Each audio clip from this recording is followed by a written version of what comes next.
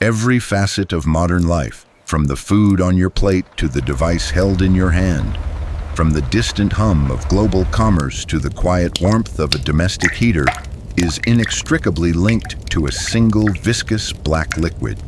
Its silent, profound command orchestrates geopolitics, dictates economies, fuels aspirations, and underpins the very infrastructure of our complex world.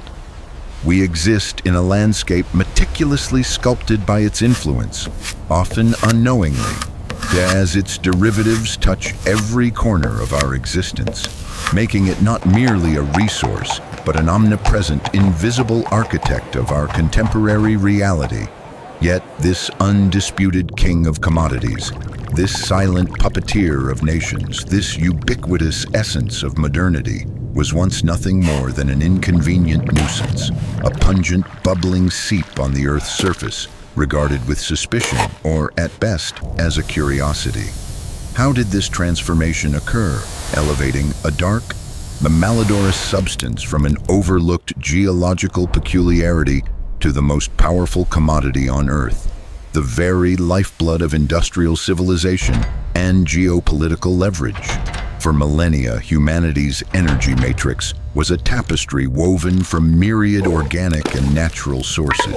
The crackle of burning wood provided warmth and cooked sustenance, its smoke curling upwards in primitive hearths.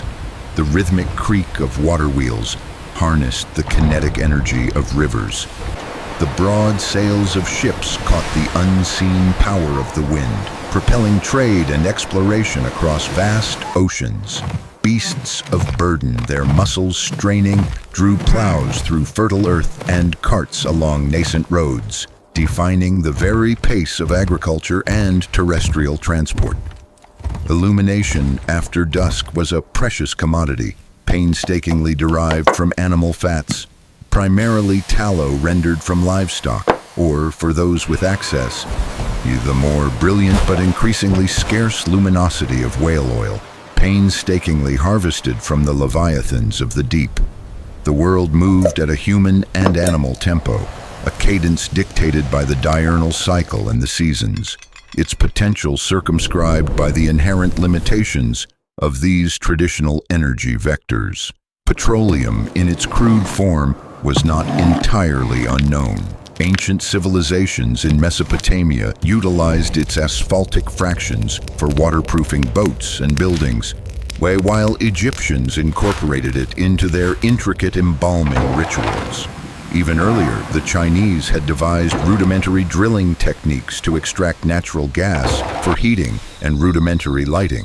But these were localized, specialized applications, mere footnotes in the grand narrative of human ingenuity, far from tapping into the true transformative potential that lay dormant within the Earth's crust. The true impetus for change, however, emerged from the burgeoning demands of the Industrial Revolution, a period of unprecedented technological innovation and societal upheaval that began to grip the Western world in the late 18th and early 19th centuries. Factories roared to life, their machinery hungry for motive power. Steam engines, marvels of mechanical prowess, revolutionized transport on land and sea. But these advancements came with an insatiable demand for energy that traditional sources were increasingly struggling to meet. Coal, the black gold of the early industrial age, fueled the steam engine and powered nascent industries. Yet it was a dirty, bulky, and inefficient fuel for many emerging applications. Its extraction was perilous, its transportation cumbersome, and its combustion fouled the air, coating burgeoning urban centers in a pall of sooty grime. Furthermore, its availability was geographically constrained, tethering industrial development to specific regions. Simultaneously, the rapidly growing cities of Europe and North America faced a deepening crisis of illumination. The flickering glow of candles made from expensive waxes or animal fats offered inadequate light for longer working hours or for the burgeoning intellectual and social life of the urban populace. Whale oil, once the premium illuminant, Desperate need for a cheaper, more desperate need for a cheaper, more efficient, and universally accessible source of light became a pressing concern, signaling a critical void in the energy landscape. A new energy paradigm was desperately needed, a spark for a world on the cusp of unprecedented change, a fuel capable of driving the next wave of human progress. What exactly was this new energy paradigm that would emerge from the shadows of tradition?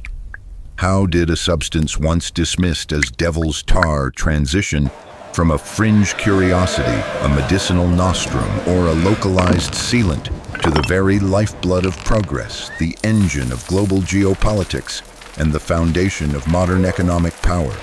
Who were the pioneers, the visionaries, and indeed, the ruthless opportunists who possessed the foresight and tenacity to look beyond the mud and the stench of crude petroleum to grasp its true transformative power? And what intricate dance of scientific discovery, engineering innovation, industrial organization, and sheer human will ultimately consecrated its reign as the single most powerful commodity the world has ever known? The journey began not with grand design, but with tentative steps and peripheral applications. For centuries, various forms of petroleum had been observed, often incidentally seeping to the surface in scattered locations across the globe. Native American tribes in what would become Pennsylvania and New York had long gathered surface oil, using it for medicinal purposes as an insect repellent or even as a rudimentary lubricant. They called it Seneca oil or Indian oil, valuing its perceived curative properties for ailments ranging from rheumatism to minor wounds. Early European settlers, observing these practices, also dabbled in its use, finding it useful as a sealant for boats and barrels, or in tiny quantities as an adulterant for existing lamp fuels. But its strong odor, inconsistency, and inherent flammability made it a far from ideal solution, relegating it to the status of a local curiosity, often an impediment to agriculture or settlement rather than a prized resource.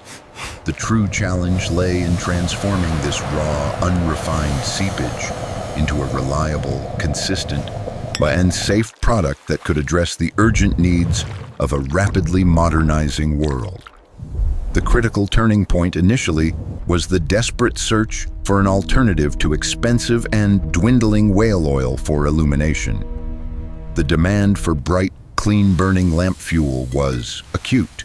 Inventors and chemists across the Western world experimented with various substances. Turpentine, derived from pine trees, offered some promise but was volatile. Coal gas, while effective, required complex and expensive municipal infrastructure.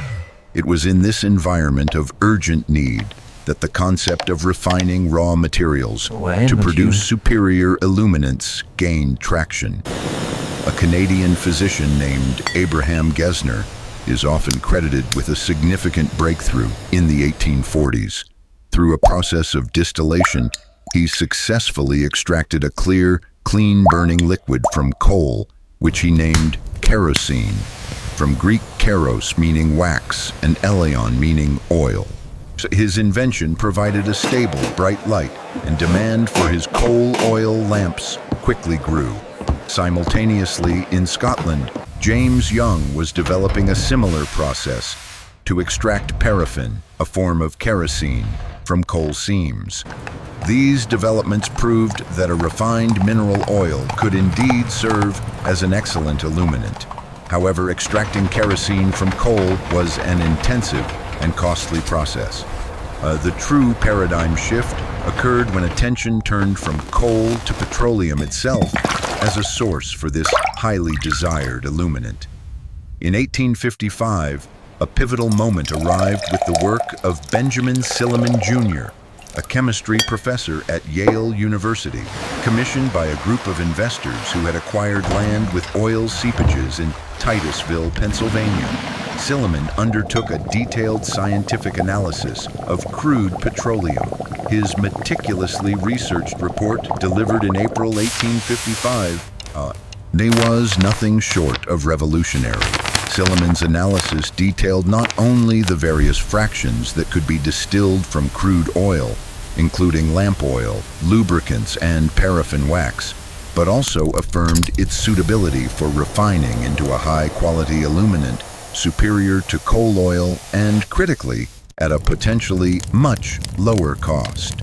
His report provided the scientific validation and commercial prospectus that transformed petroleum from a mere curiosity into a commodity of immense potential. It was this scientific endorsement that provided the intellectual blueprint for the industry that was about to explode. The trickle from Drake's well in 1859 wasn't just a localized event. It was the seismic tremor that heralded a new epoch. The future energy of the world, once a vague aspiration, was now physically manifesting from the Earth's depths, transformed from a geological oddity into a commercially viable resource. The once insignificant seep had found its purpose, and the stage was set for its meteoric ascent. Inspired by Silliman's report and the vision of George Bissell, a lawyer who had seen oil collected in buckets and realized it could be pumped like water, the stage was set for Edwin Drake. Bissell, along with his partners, formed the Seneca Oil Company and hired Drake, a former railway conductor, to drill for oil in Titusville, Pennsylvania. Drake, despite lacking a geological background, possessed tenacity and an innovative spirit. When faced with the challenge of unstable ground that collapsed his drill holes, he ingeniously developed a method involving driving an iron pipe into the ground to create a stable casing, a technique still foundational in drilling today. On August 27, 1859, after months of skepticism and ridicule from the locals, Drake struck oil at a depth of 69.5 feet. The well began to produce crude petroleum at a rate of 20 to 30 barrels a day. While it was not the first time oil had been extracted, it was undeniably the first time it was deliberately drilled for commercial production with modern techniques. This single event ignited a furious oil boom in Pennsylvania, transforming quiet agricultural valleys into a chaotic landscape of derricks, refineries, and pipelines almost overnight. The success of Drake's well proved that large quantities of oil could be extracted reliably and consistently, finally providing a scalable solution to the world's desperate need for light. The initial years of the burgeoning oil industry in Pennsylvania were characterized by frenetic, almost anarchic growth. Thousands of small producers flocked to the region, sinking wells wherever they believed oil might be found. This wildcatting led to a boom and bust cycle, with extreme price volatility, inconsistent quality, and immense waste. The transportation of crude oil was primitive, often involving barrels hauled by horse-drawn wagons over muddy roads or floated down creeks. The need for order, efficiency, and scale was glaringly apparent, a vacuum that would soon be filled by a figure whose name would become synonymous with industrial power, John D. Rockefeller. Rockefeller, a meticulous and ambitious Cleveland businessman, entered the oil refining business in the early 1860s. He quickly recognized that true power lay not in the speculative, unpredictable extraction of crude oil, but in the stable, controlled processes of refining, transportation, and distribution. His vision was to consolidate the fragmented industry, eliminate wasteful competition, and create an enterprise of unparalleled efficiency. In 1870, he founded Standard Oil Company. Rockefeller's strategy was nothing short of revolutionary. He sought to control every aspect of the oil supply chain, from the wellhead to the consumer, a concept known as vertical integration. He built pipelines bypassing expensive railroad transport, and shrewdly negotiated preferential rates from those railroads he still used. He acquired competing refineries, often through aggressive tactics, and ruthlessly squeezed out inefficient operations. Standard Oil became a master of cost-cutting, standardizing products, and innovating processes, ensuring that kerosene, its primary product, was consistently of high quality and available at competitive prices across the nation and eventually the world. Its vast network of refineries, pipelines, and distribution channels allowed it to achieve a near monopoly, cornering the market for kerosene and largely eradicating the need for whale oil and other inferior illuminants. Kerosene, refined from crude oil, literally lit up the world. However, a curious problem emerged from the very efficiency of Standard Oil's operations. Kerosene, the brilliant illuminant, was the prized output of the refining process.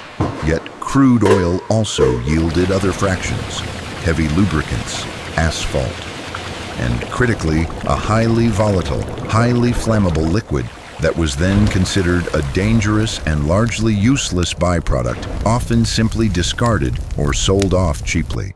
This troublesome surplus was gasoline. Its pungent fumes and explosive tendencies made it a liability in the age of gas lamps and coal fires. It was a waste product, an inconvenient truth of efficient refining with no discernible widespread application in the late 19th century. But just as Standard Oil perfected the distribution of kerosene, an even more profound technological revolution was simmering, one that would redefine the very utility of petroleum. The invention of the internal combustion engine, pioneered by visionary figures such as Nicholas Otto, Carl Benz, and Rudolf Diesel, initially seemed a separate innovation, driven by mechanical genius rather than a demand for a specific fuel. Yet these nascent engines needed a particular, potent fuel to realize their transformative potential.